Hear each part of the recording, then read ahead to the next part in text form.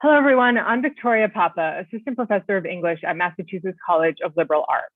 I'm a white woman in my late 30s with long brown hair. I'm wearing a pink and black printed shirt, black framed glasses, and AirPods, and I'm sitting in a white room against a bookcase. I am thrilled to welcome you to a conversation between Johanna Hedva and Constantina Zavitsanos, Deviant Fates, Ends in Care Times, Care in End Times. This virtual conversation marks the launch of our third module, guest-curated by Hedva, titled Care in End Times. Thanks to our interpreters, Billy Sanders and Candace Davider, for helping us today. CARE Syllabus, a pilot project of Mass MoCA and MCLA, is a justice-oriented public education and community resource featuring original text, visual media, recordings, and virtual live events created by activists, artists, and academics. It is with gratitude, humility, and great care that we acknowledge that CARE Syllabus's hosting institutions rest on the ancestral homelands of the Wabanaki Confederacy and the Mohican people. Like the first two modules, Windy Red Stars Reconnecting Objects with Their Homes, and Dr. Kimberly Juanita Brown's Black Elegies in Sight and Sound, Johanna Hedva's module is transdisciplinary and genre bending in its imagination, offering radical and specific interventions into discourses of care circulating today. This module is supported with the generosity of MCLA's Hardman Award. A special thanks to those in our Mass MoCA and MCLA communities for joining us today. Hedva's guest-curated module, Care in End Times, is a celebration of the threads of care and the invitations to care differently that suffuse their writing, art, music, and activism. This module reassembles a number of key writings and projects from the past decade that reflect Hedva's focus on alternative forms of politics, knowledge, and pleasure, all of which offer strategies for negotiating these end times, this current period of economic inequality, ecological crisis, social division, and precarity. For today's event, Hedva is joined by artist Constantina Zavitsanos to discuss the notion of fate and faith. They'll be thinking together, in their words, about how queer and crip people persist through deviant forms of knowledge that approach fate as a material to be in, and reformed. I'm going to very briefly introduce Johanna and Tina and turn the virtual platform over to them. They've reserved ample time in their conversation for your questions, and we welcome you to submit your questions via YouTube's chat function as we go along. Johanna Hedva is a writer, widely exhibited artist, musician, and astrologer. They are the author of numerous books and essays, including the collection of poems and performances and essays, Minerva, The Miscarriage of the Brain, published in 2020, the novel On Hell in 2018, and Sick Woman Theory, an essay that has been translated into 8 languages. This year, they released a doom metal album, Black Moon, Lilith, and Pisces in the 4th house. Constantina Zavitsanos works in sculpture, performance, text, and sound to elaborate what's invaluable in the reproduction of debt, dependency, and means beyond measure. Zavitsanos has exhibited in many art venues in New York and beyond. With Park MacArthur, they co-authored Other Forms of Conviviality in Women in Performance in 2013, and the Guild of the Brave Poor Things in Trapdoor Transcultural Production and the Politics of Visibility in 2017. They live in New York and teach at the New School. Johanna, Tina, thank you so much for joining us today. We look forward to spending this next hour together.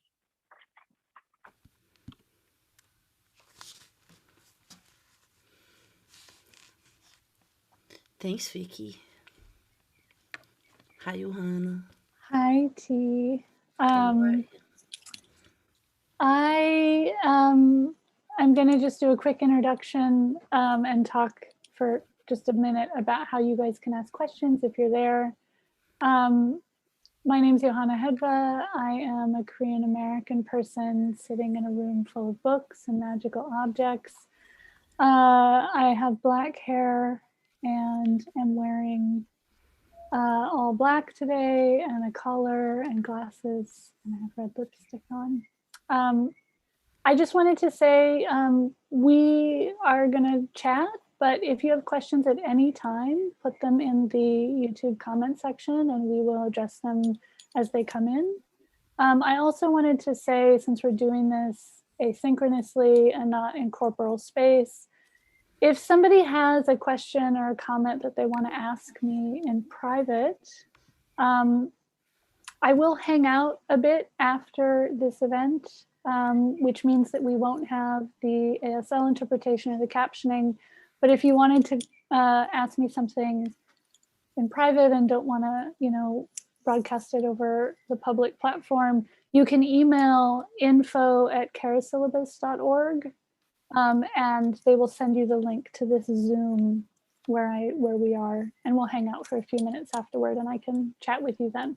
If we were doing this, in corporal space, you could hang out for a few minutes afterward.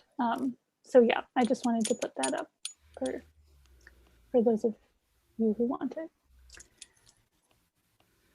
Tina, do you wanna? Sure. This is Tina speaking.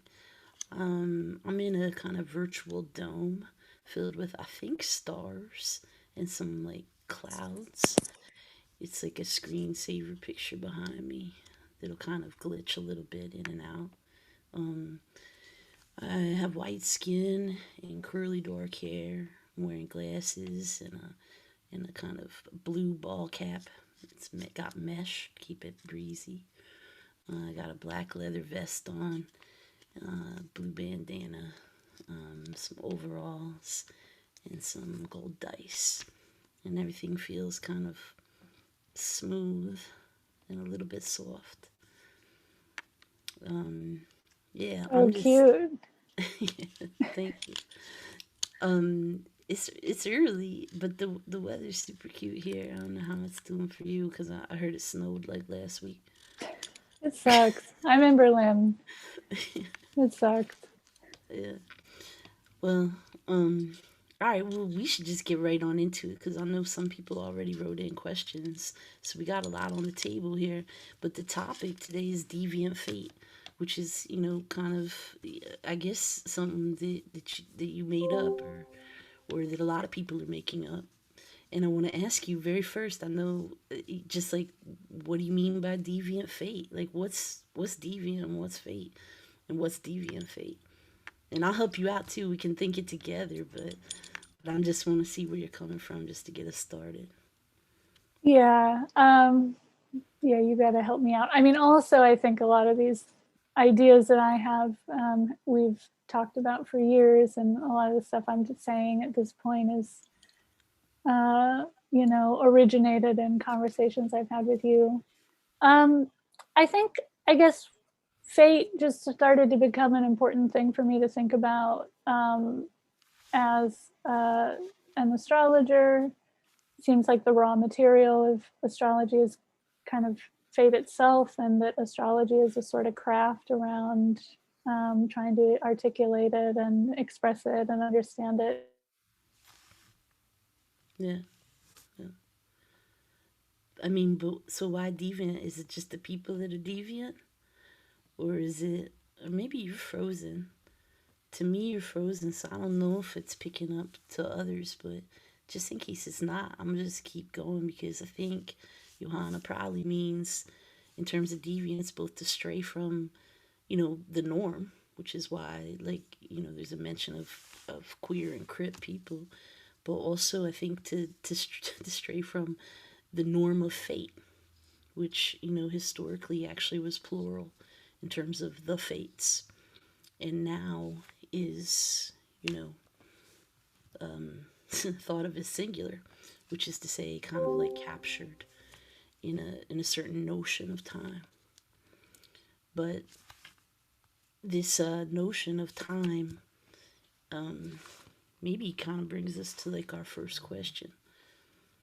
I don't see Johanna at all now, and I don't know if any of y'all do, but I guess I'm just like pandemic hang on Zoom by myself. So hey.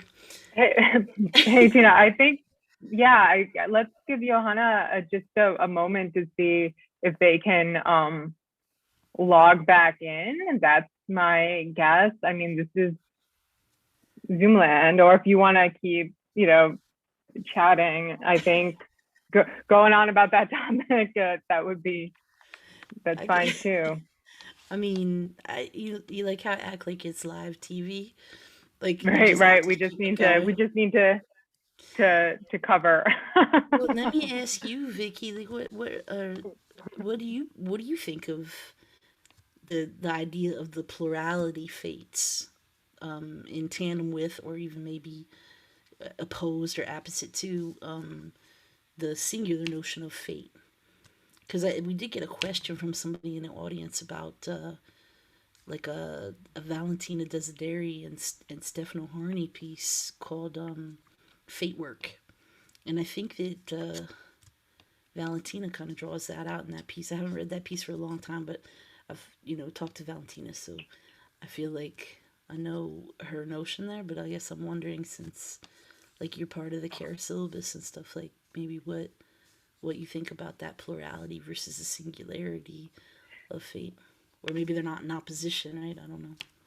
Yeah, I mean, this is something I was really interested in hearing you all talk a little bit more about, because I was also kind of curious, and I haven't read that piece either. And so when I saw the question, I was like, oh, okay, good to know that this is, kind of being developed within this. There's already a kind of a discourse existing about this. But I guess,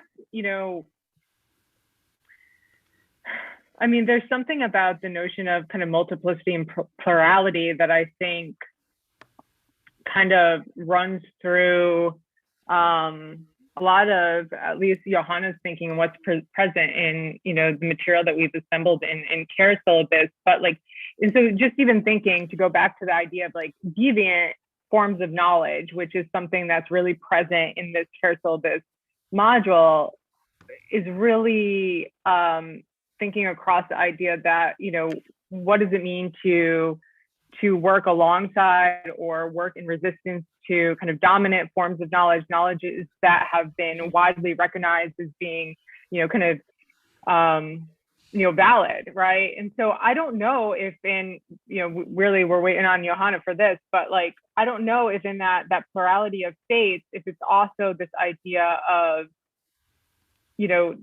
that same idea of like bringing multiple, discourses in conversation. And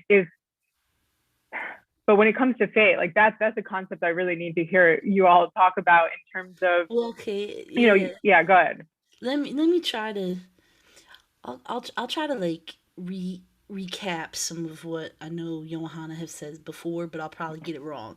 So when they come back, I'll let them, actually say what's up. But there's this notion of things like astrology, and I'm gonna spool out even the very notion of time, but like a lot of today what's thought of as like, woo woo or esoteric practices or healing arts or whatever you want to call these crafts, because they have a lot of names, to now they're very like individualized, which is to say they like have like some notion of a self-determined individual coming to be read or to receive advice, right? And which is actually a form of care, and so I want to come back to that, but back in the day, these things of course were more mundane, and mundane here I'm saying in a etymological sense, meaning for the world, right? Sometimes so like practices of these esoteric arts and stuff, they weren't so individuated, unless of course you were like the king or something, like the literal pharaoh or something. But other than that, there weren't these like notions of an individual's chart or an individual's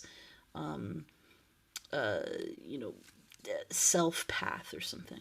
So it's really like there, and then even the conception of something like fate was pluralized. It was like the fates, right? And right now I'm taking up the Greek one just because that's the one that I'm in the whatever the background of, so, or is the background for my thought. But Johanna might take this in other directions. But I know that they will often point out that there were three fates, and there wasn't a singular path. And sometimes now I like to think of, when I come back to that fate work interview with Johanna's actually texting me, with Stefano Harney and Valentina Desideri, you get this idea of almost like work and fate, or work and what Desideri will call, I think, future, being kind of bound up with each other and held in tandem to this degree that it's like they are like their own trap. So it's as if the notion of the future, like fate, is like the singular idea of fate is a substitute for the idea of the future, right? And the future, of course, then becomes singular along with that singularity on fate. And then, when they're talking about fate work, they, Harney will come in and literally make a distinction between fate work and work fate, which brings this idea back. And it's kind of the machinations of like racial global capital are like keeping you, they're making you got to work because you have to procure for the future. And that makes the future have a certain telos, have a certain path, and that path is singular. And so there's this idea of like work fate, like being fated to or doomed to work, or the curse of work. And then you get the kind of people like artists and criminals and just cool people that want to escape this or get away from this idea. But even what happens is that too gets captured, because there's like a kind of medium of time, or a singularity of time or future itself, that will make work out of even the idea of escaping work, right? So there's, then you gotta like, then they bring up this idea of strategizing. So you get into this idea that you're being strategized against by well, the machinations of racial capital, and it's like kind of directive in time, or toward a telos or ends that constitutes a future. And so what happens is you're never really in the means. The means are completely consumed and totalized by work, or the work of getting out of work, right? And then this is, I think, you know, I'm sure that, I can't remember because I haven't read it for quite some time, but I know that, so to the person that did ask this question around it, I'm just trying to spool it out for you in my estimations. But I think that what happens here is that you get this, maybe a little bit of a proposition towards something like fugitivity, right? And fugitivity kind of in contradistinction with something like escapism, that is like, you know, it's got to strategize, but more than strategize, it's got to plan. And that planning brings you back to a kind of ongoing, like being with or staying with the now. And what Valentina Desideri seems to lay out is that there's like a bit of a temporal trap. And those are my words. I can't remember the words that she uses. They're probably way better than the ones I just pulled in. But there becomes this kind of collapse, and it's specifically a kind of temporal trap where the future is already captured, and the now never even gets really experienced. Or if it does get experienced, it gets experienced in such a way that it becomes like a point, like it's infinitesimally small, and it just lines up to make the line of time.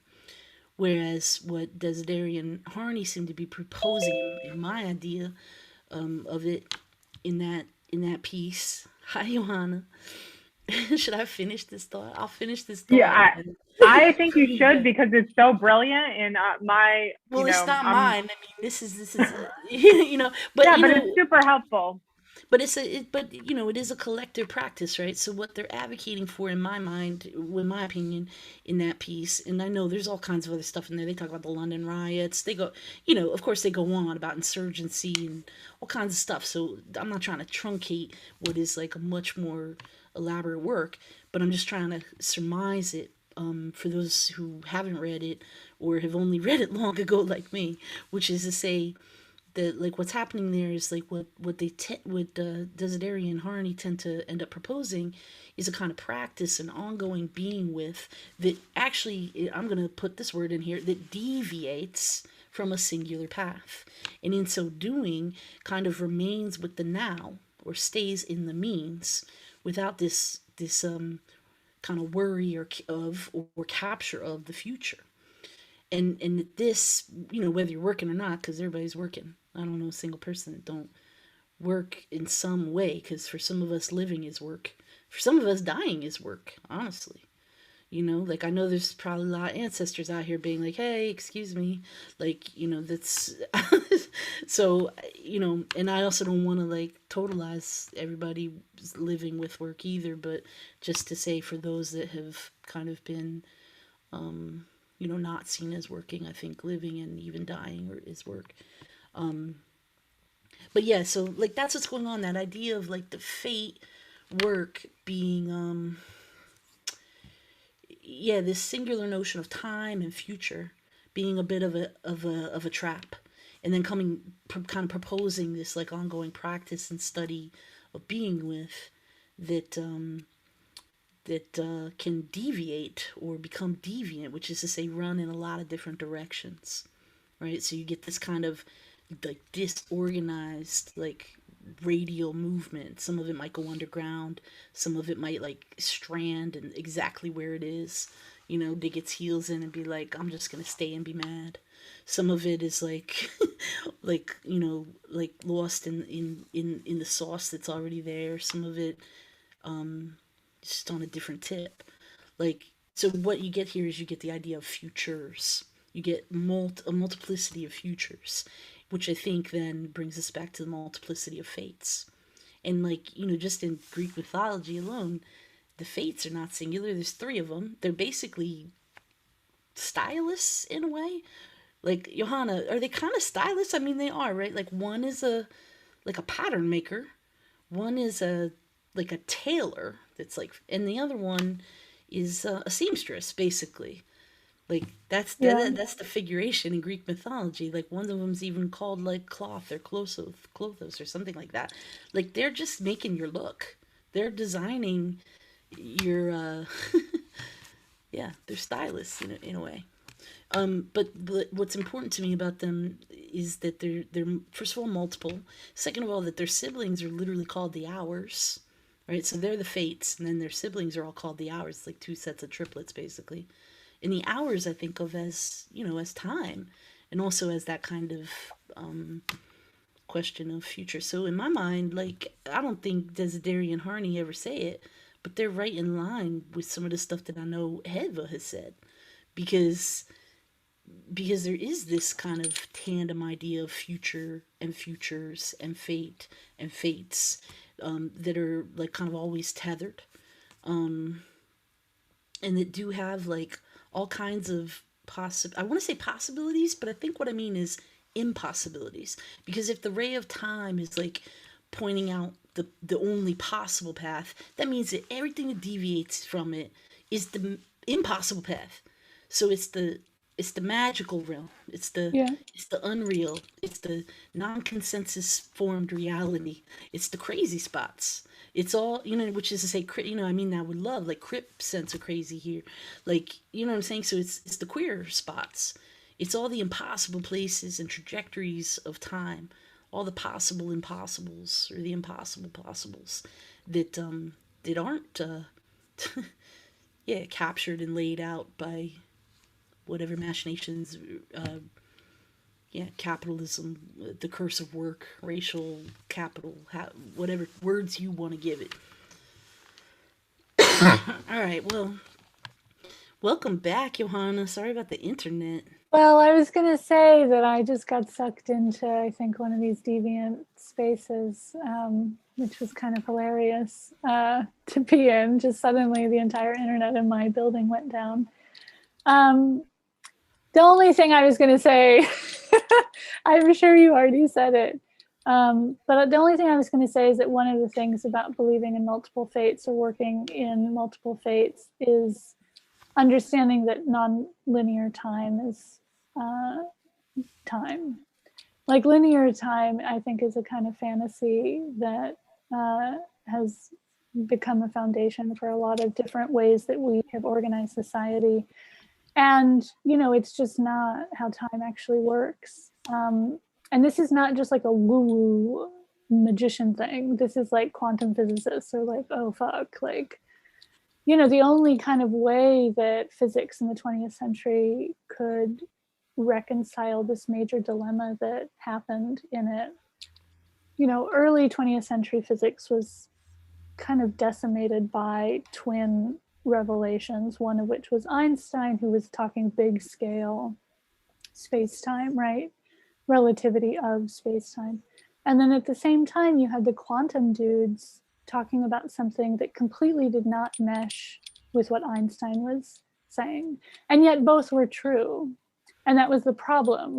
And what you've seen in physics over the last several decades is people trying to deal with these two kind of totally opposed ideas that actually can't mathematically hang together. And so what's cool here is to think about mathematicians and physicists and scientists are just like poets. I mean, once they become fluent in the language, they're just inventing new mathematics. They're inventing new sentences. And when you hear these guys talk, the way mathematicians talk is very similar to writers or poets. They talk about the beauty of the sentence, the grammar, the eloquence, like being able to express something in an equation in the, most elegant way. And so I think what I'm trying to say is just things that we would kind of rely on, like an idea of time or an idea of space or an idea of matter, are actually just as fucking wild as things like magic or astrology or these traditions that have been really systematically removed from the canon as being legitimate forms of knowledge. Like, that's sort of where I was talking about, like, getting into deviance. Is like, actually, deviance is sort of the way that a lot of things work. And this idea that there's like a normative right way and everything else is kind of like not real, you know, is, it's just fun. It's like kind of gets to this place of where like I'm always surprised when people are like, but you know, they don't believe in astrology. And I'm like, okay, but you believe in money, like you believe in time, like, you know, they're equally, they're inventions. And one of the things I think that like kind of feels liberating about multiple fates or multiple futures is what Tina's saying. It's not about, oh, there's more possibility for me. It's actually this idea of impossibility. Like doom has already happened multiple times, you know, like, you know what I mean? Like this is this thing that I think is part of an ableist narrative that's really entrenched, is that like there's like good and bad, there's right and wrong, there's normal and abnormal, right? Like this binary way of understanding that, you know, it's bullshit. I mean, it's also really not useful just for living, but you know what I mean? Like I could go on, but I'm No, sure. I was just, the whole time you were talking about the scientists, I was just like, well, it was Pluto and Gemini. I mean, what could they do? Like, and They were this is the thing, is like these moments, you know, like we think about the way that like modernism happened in art around the same time, teens, 20s, 30s. This same like rupture and total like annihilation of an idea of like what society was, what knowledge was, what civilization was. Like that was also happening in the sciences. It wasn't just happening in art. And one of my favorite things about astrology is a lot of people that kind of undertake these studies, like in research to debunk it, like end up being like, oh, fuck, like it's real, like in this way that, you know, I think none of us can really account for. Like, I have no idea why, like, if Mercury does something, it'll fuck up your internet. But, you know, it kind of just keeps like surprising me. I came into it with real skepticism, but. Yeah, I mean, speaking of time, I don't know if I believe in time. Honestly, I like, sometimes I feel like, you know, time is just this residual thing from living. You know, like it's like a kind of like a byproduct or a poop that comes after. I would call it a shimmer, but you can call it a poop. Yeah, well, I mean, for some of this, it's the same thing. We should probably, just speaking of time for this event, we should probably answer a bunch of these questions because there's some stuff coming in. Yeah. I tried to take that first one while you were gone, and thank you. And I see that the person wrote back in saying that was cool. And I hope that sated that question, but I think we should get into some of the other ones, right? Yeah, I wanted to talk about this one that was addressed to me. I really felt it was important to answer this person. I'm going to read the question that was emailed. It was Wow. You once quoted Marguerite Porete, who wrote, "One must crush oneself, hacking and hewing away at oneself, so as to make a place wide enough so that love can get in." As a mad, disabled woman who lives with a dissociative and depersonalization disorder, I too want to bathe in my madness like a mystic, hacking away at myself. But unfortunately, I cannot yet move away to a cave and wail at the moon, which I loved. What do you think disabled and mad people can do in everyday life to experience this mystical transcendence via madness? I loved this question. Can you hear me okay? Okay. I can, yeah. Because who knows what's going to happen? I'm going to get sucked into the black hole again. To go out, and then I have to try to answer this question. I don't well, like, hurry up. Okay. I was going to say that I think there's like a really theoretical, like high-minded way, like ideological, sag, right, way of answering this question, but I want to try to answer it in a mundane, practical way, because it actually strikes me as something that a lot of us have to deal with just sort of on a daily basis. And that is that, like, the thing about madness or any kind of mental illness or neurodivergence or neuroatypicality is that the trouble is we don't have a common like language to account for it. A lot of the time when we experience these episodes, quote unquote, as people who have these things, it's very hard to take anybody with us when we go there.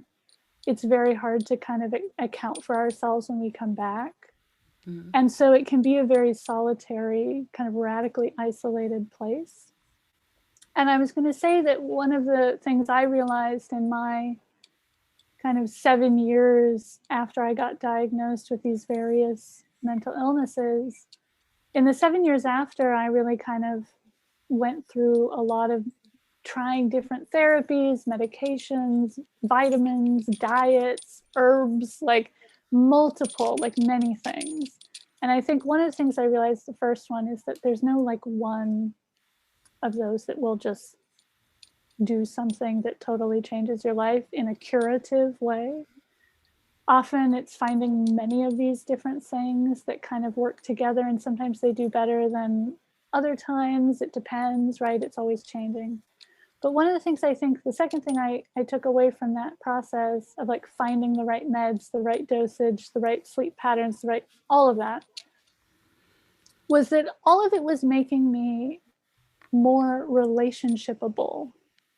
Like in this thing of what I'm saying of like finding a common language, like it wasn't just ableism that I was up against with like going into my episodes. It was also like people that I care about. Like my partner was like, what's going on? How can I help you? Like, where do you go?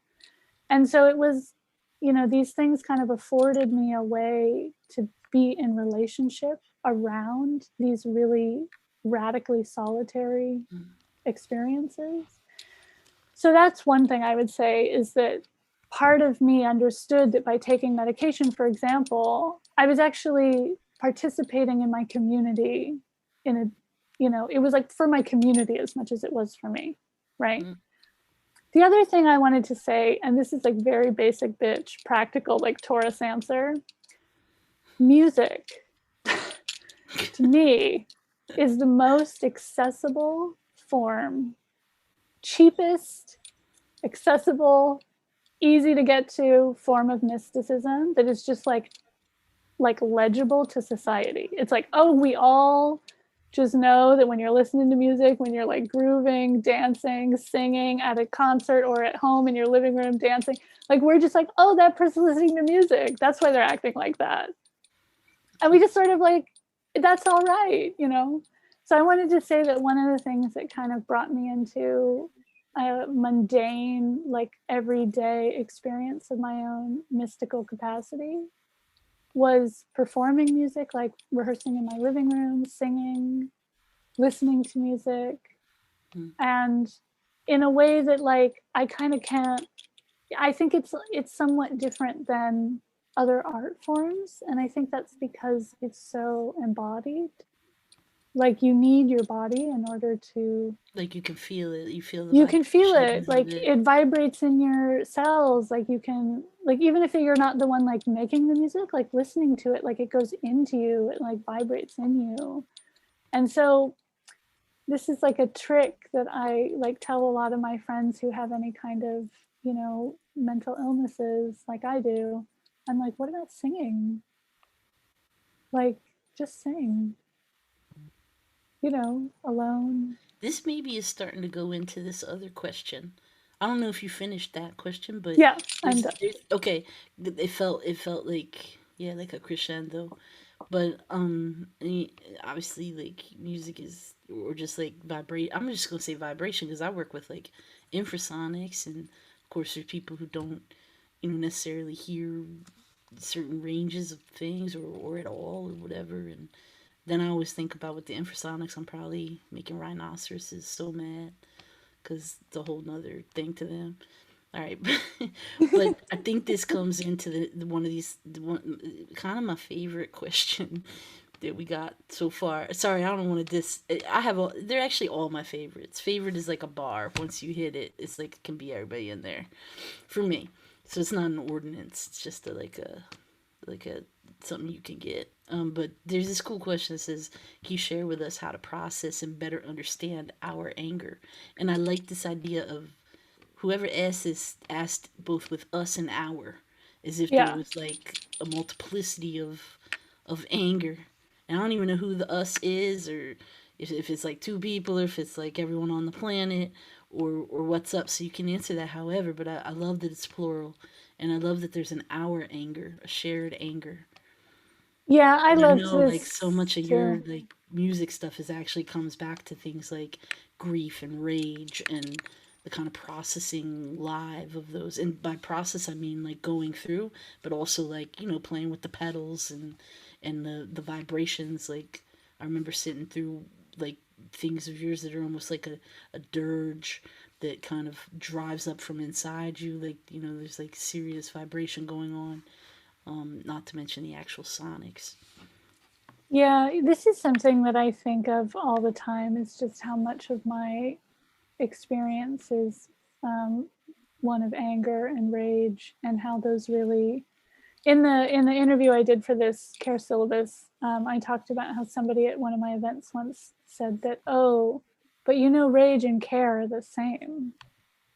And it really blew my mind at the time. But since then, I really thought about how in society we really don't have these spaces collectively to express our rage in a way that is not going to get us arrested. Like, yeah, you can go to the protest and like scream and stuff, but it's quite dangerous to do that.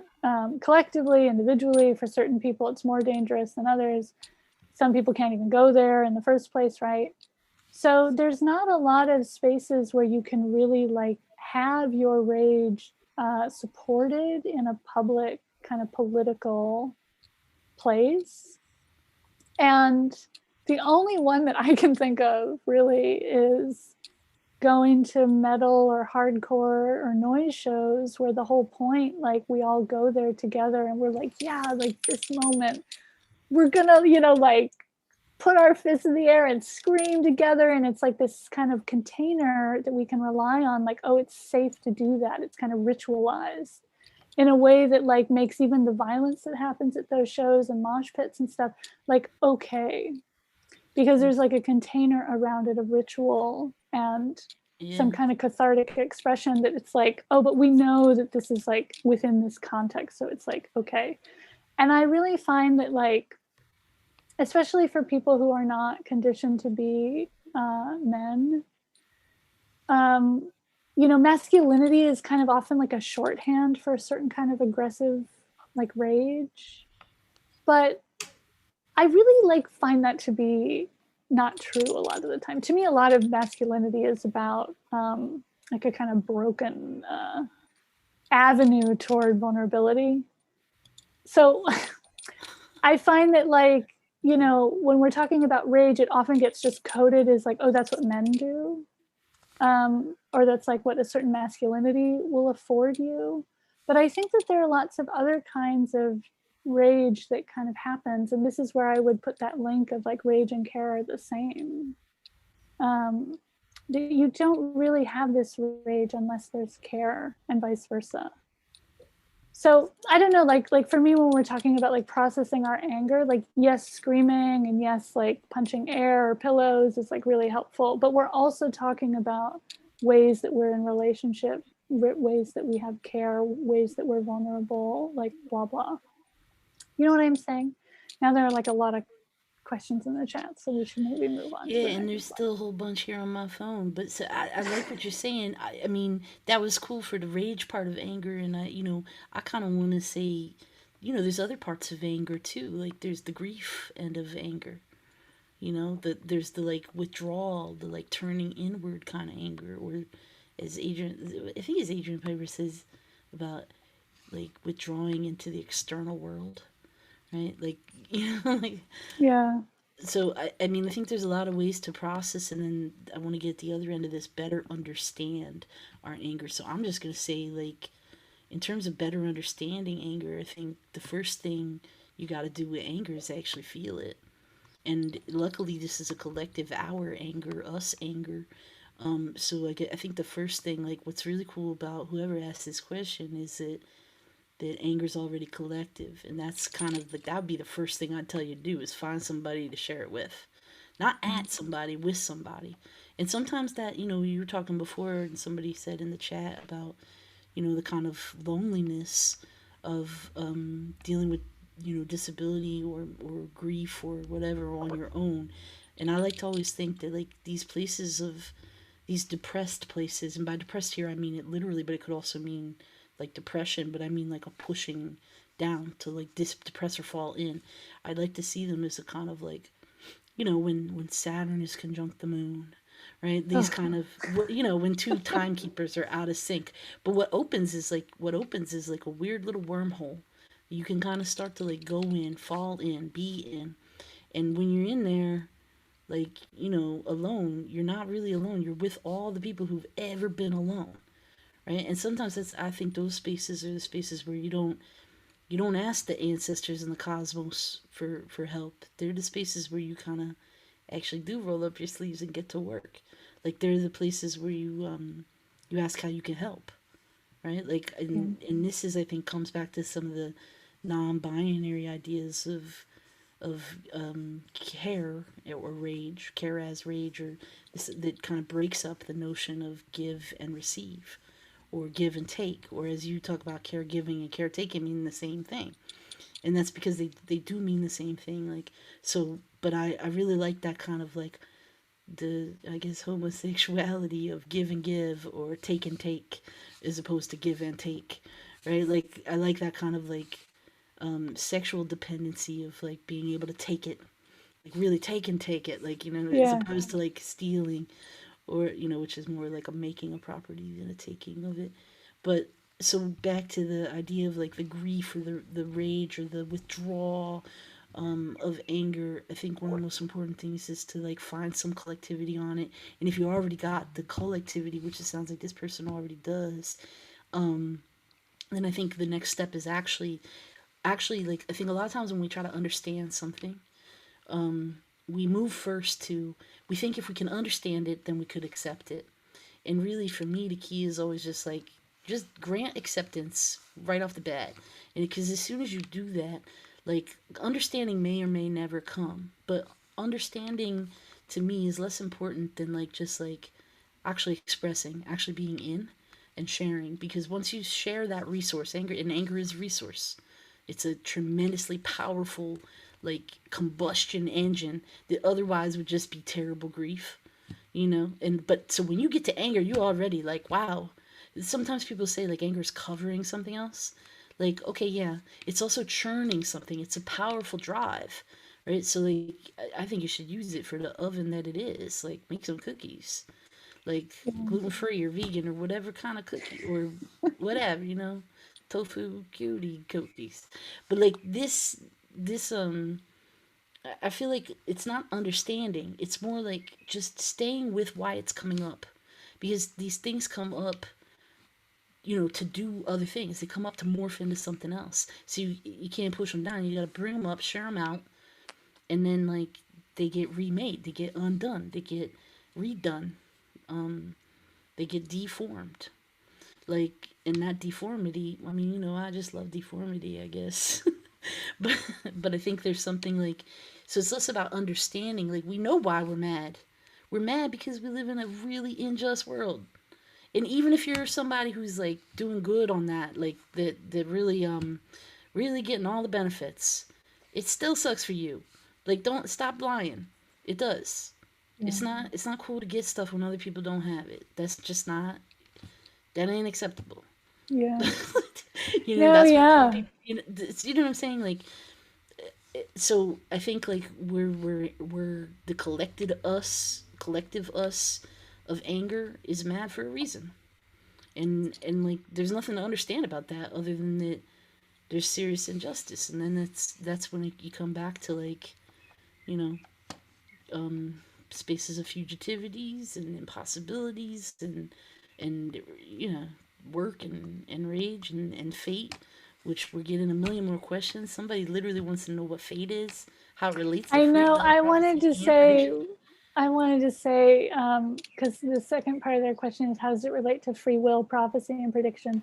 One of the things that I think that I was kind of fucking around with in this book, Minerva, was the idea that language itself is divination. Like, language itself is prophecy. If you say something, it's true. If you say the opposite, that becomes true. And so, like, in this book tour I've been doing on Minerva, like the Zoom book tour, somebody asked me, how does it feel now that you like accepted that you are a genius? Because there's a lot in Minerva about the problem of genius. And I was laughing about it because, like, in the book, I say that I am a genius. And I was like, see, look, the magic worked. Like, it was true. Like, I just said it and it became true. But this is, like, I think the question around multiple fates, free will, prophecy, these are all, in a way, just forms of trying to make meaning. You know, when witches talk about intention setting, what they're talking about is making meaning. Yeah. And there are so many different languages that do that. Like, all language is a meaning-making device. Don't get me started on intentions, Johanna. You know how far I'll go. Like, No, intentions is one of the most important things in the world right now. And everybody, but it's like precisely a time where everybody thinks it sucks.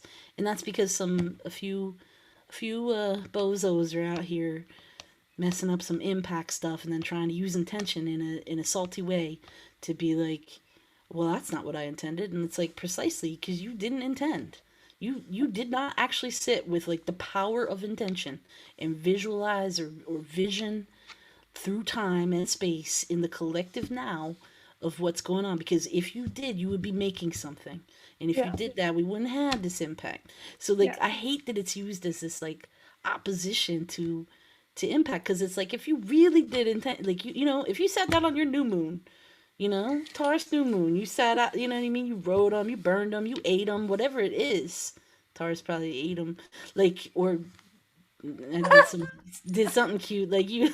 They were like a good look, a good book. I don't know which one, like some nice sex, whatever it is that Taurus did, bubble bathed it, whatever. You made your ritual. You set your intention. You stayed with it. You stayed in that moment. You shared it with others as a resource that it is.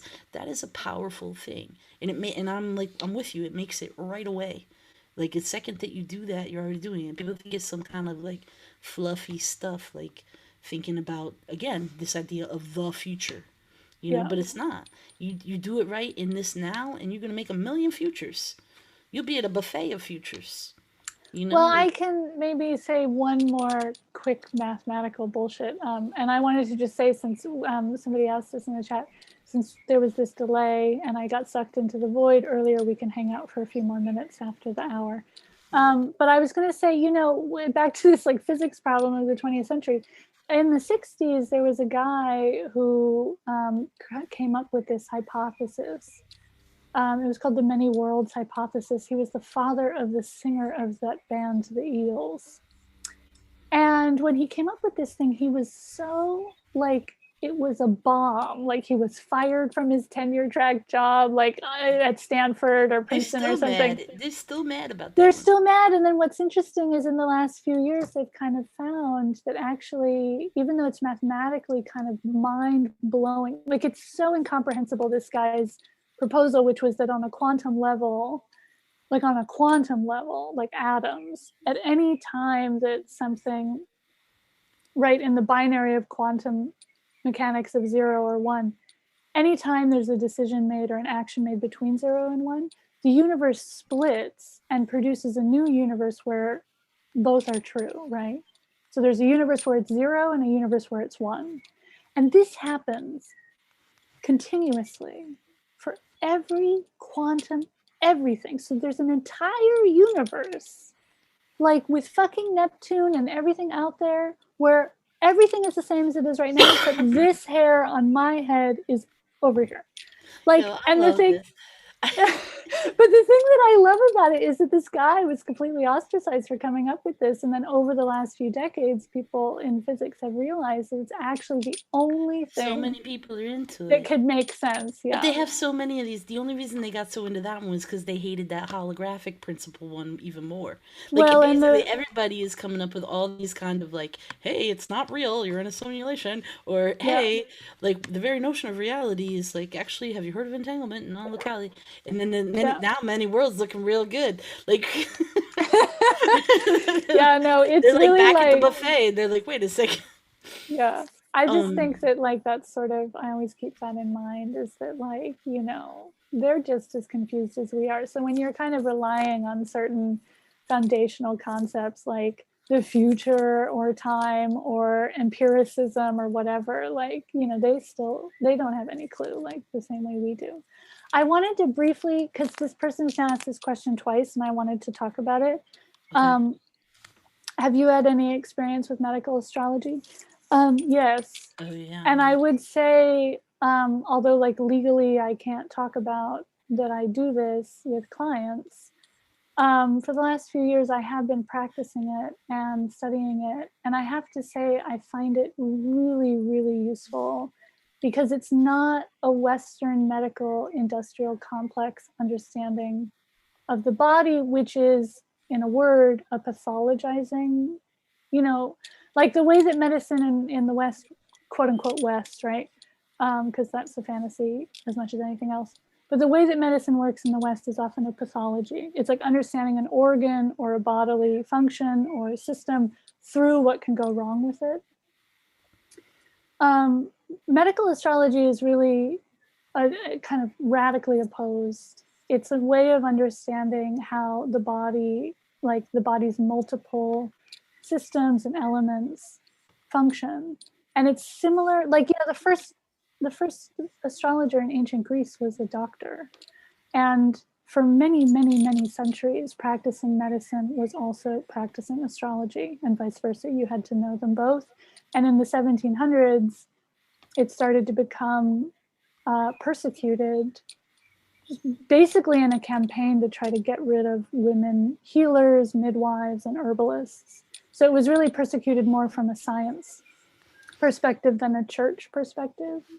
But I have found it really useful just in understanding like how a body could work. Like if you have a really hot and dry Mars, maybe you need to support that Mars in a different way than you would a cold and wet one. You know, like there's a kind of just way of thinking about like in medical astrology, we talk about remediation, which would mean that a planet needs help or support in doing what it wants to do. So rather than it being a pathology, it's like, oh, you just need a little more help and you're doing your thing, you know, so we just like, you know, try to support that. And so I find it very useful in that way.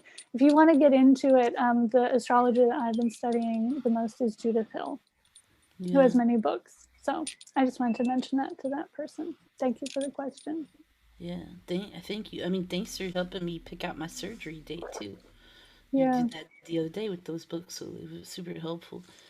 There's a question here. We're still on the old questions. There's one about my solar return is 5/13. That's today. And Happy solar birthday! return. Happy birthday. Any significance with my solar return correlating this year with Jupiter entering Pisces? Well, yeah, it's all significant. Cute. Every That's super cute. super significant.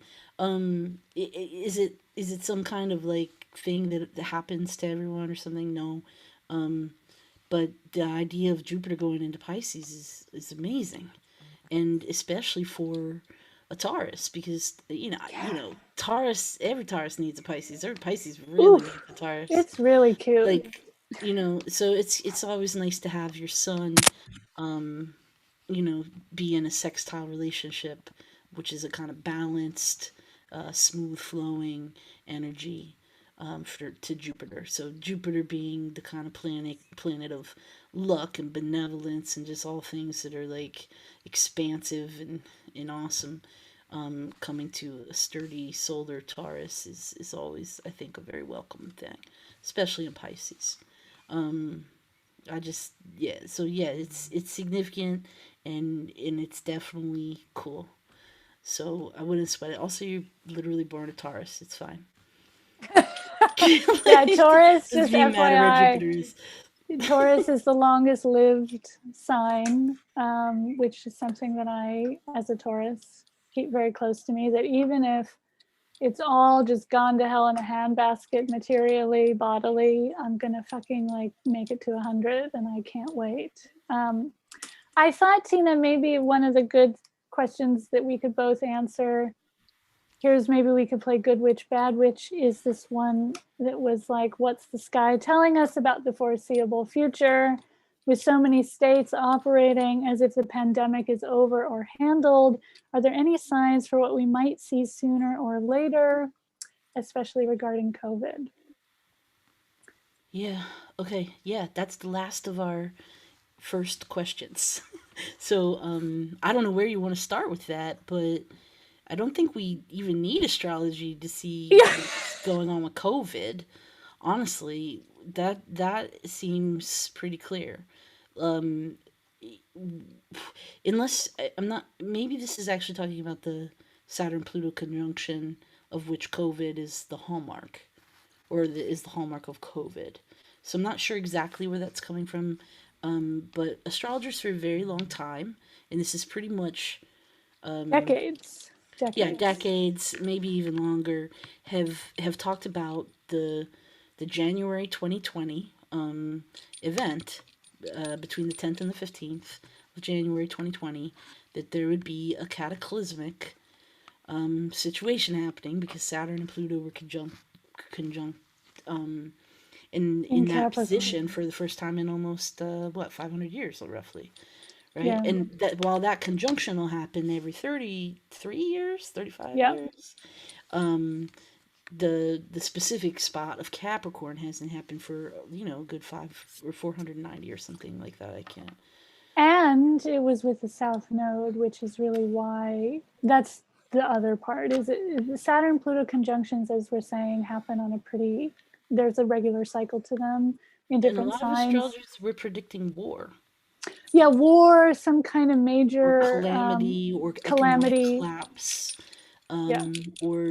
And I think all those things have kind of, the war is predicted in terms of death count, death toll, and economic collapse and death. I think one of my favorite anecdotes about this is a friend of mine was in Latvia in the early 90s and hanging out with a bunch of Latvian astrologers. And they were saying that America would start to end in a race war beginning in 2020. And I love this little story because there were lots. Return. Well, that's the Pluto return, which is still to come. Whoever's asking, like, foreseeable future, like, this is just here's where I'm the bad witch. This is just the fucking beginning. But it's kind of like necessary purge, of reshaping a world. It's going to be the end of a world, but it's going to be the, very necessary reshaping and rebuilding. And it's going to, it started in Capricorn, so it has to do with power. It has to do with world powers, global powers, of which America has been one of the dominant ones for a while, but that's kind of... I don't know if the person asking this is coming from the United States or not. I have no idea, but I guess America is always like exporting to everywhere. Well, I think like this is the thing that I really saw in terms of Capricorn going into Aquarius, to traditionally Saturn ruled signs, is like in Capricorn you have, because we just had Saturn go into Aqua, and Jupiter also, and with Saturn ruled signs, even though Aquarius is visionary and about the future, it's still kind of a drag, it's like, oh fuck society. Like here's all the problems with society. That's what an Aquarian kind of mindset is really good at seeing.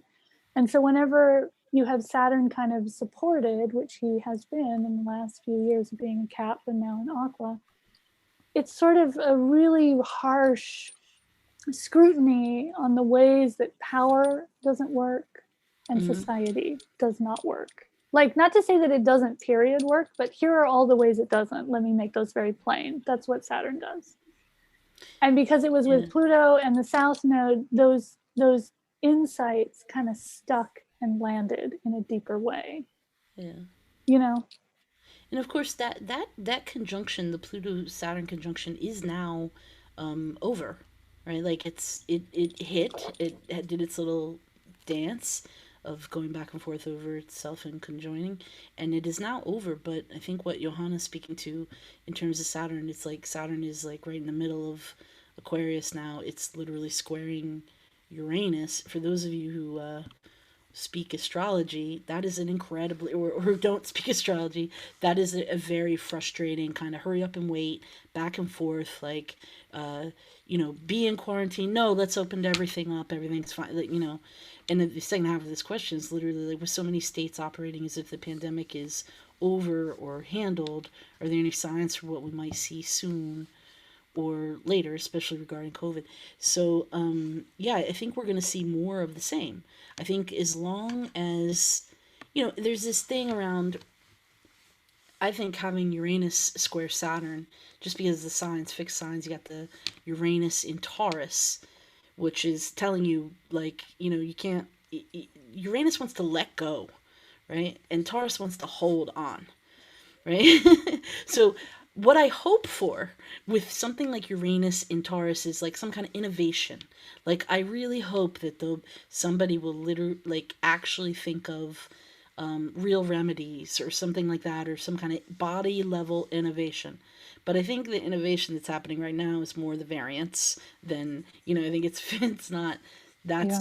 but we are getting some kind of innovation, whether it's a variant. I hope that, if the medical industrial complex, would ever put, money and focus onto those that are actually, sick and vulnerable, then maybe we would have answers to this, as like a lot of these things, the things that they are testing are IL-6 medications, right, that are used to treat like, rheumatoid arthritis and lupus. And so had people been studying autoimmunity and, very known joint diseases, and actually putting money and focus on them, we might have a lot more answers by now. So I hope for that, and I want to set that intention that there will be some kind of I don't want to say cure, although I'm open to it. But I mean, if it comes with care, but like an actual care or attenuation that's placed on this, I hope that comes. But right now, what I see is more variation of the virus. And as long as that hoarding energy of Taurus, no offense, Johanna, and I got a Taurus moon, but like that's when Taurus goes bad, that's how it goes bad. It wants to like own and have and hoard, luckily it doesn't often go bad, but like, when it does, that's where it gets to. It totally does. And I think that bad. we have a lot of that going on in terms, especially with that square to Saturn, with like, I don't know, profit companies wanting to own a vaccine. This stuff is like absurd. This is what I was going to say too, is that, this Aquarian moment of having Jupiter and Saturn in Aquarius, space travel, space colonization, like an Aquarian kind of futuristic vision, is absolutely going to start to become real, but it's not going to be this like utopian, oh, we're all going to just go to space. It's going to be like Elon Musk taking his homies, with him. Like, that movie Elysium, like where they all, like the rich people go and like they're in the space colony and the rest of us are just kind of here in the like ruined earth.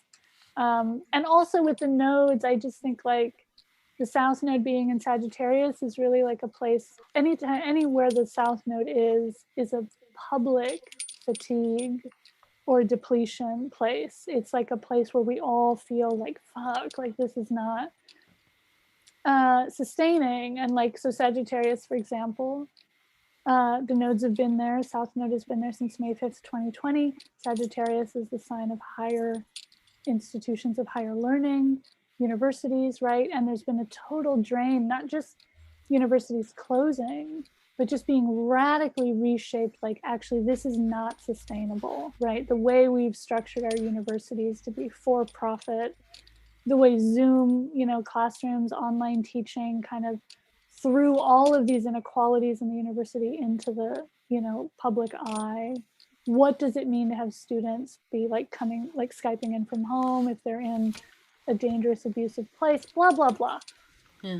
So one of the things about having the South Node in Sag is these big grand theories of vision and meaning and kind of collective knowledge are kind of getting a bit of a drain right now, where they don't really hang together in a way that feels like we can rely on them.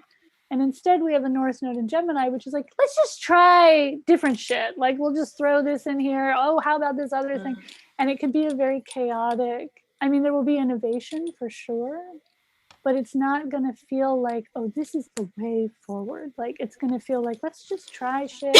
Some of it won't work. And that's kind of what the North Node, does. It's just a mouse that intakes. It doesn't have a discernment per se. We're getting to the end. I want to say one thing there. In 2020, I remember, I saw 2020, and people going to be real mad about this, but I'll say it anyway. I saw 2020 as a dreaming year, like a slow down year. Now, and I see the riots that way too, right? I see I see them as a kind of onomatopoeic lamentation, like an expression of rage, right? So, which I see as dreaming. I see it as expression and shared resource. Collective, I see it as collectivity, people getting together. And I think 2020 was the stamp of 2020 with Saturn Pluto was to me, it was to the whole world, slow down, reflect, dream, lament, grieve, right? I remember when all the ghost pipe was growing over here. And all the Lenape land, it was all ghost pipe everywhere I went. And I was why is all this ghost pipe? This is a lot of ghost pipe. Do you know what I mean? And I was just wow, yeah. Okay. And then, and then the way I see 2021 is I think 2021, and I know this is going to sound as whack as my 2020 idea was, which is I think it's a social time. I think it's time to get together. It's literally a Gemini North Node. You're supposed to be talking to your neighbors. You should be involved in all kinds of mutual aid. And I don't necessarily mean that in the figured sense of mutual aid. I mean hanging out, mutual, shared resource in that regard. We have got to get together to know what's even going on, right? I think there's that's what we got to do, because I think 2022, when the node is in Taurus, and at least in the U.S., when the with Uranus turn is coming, and Uranus, yes, exactly.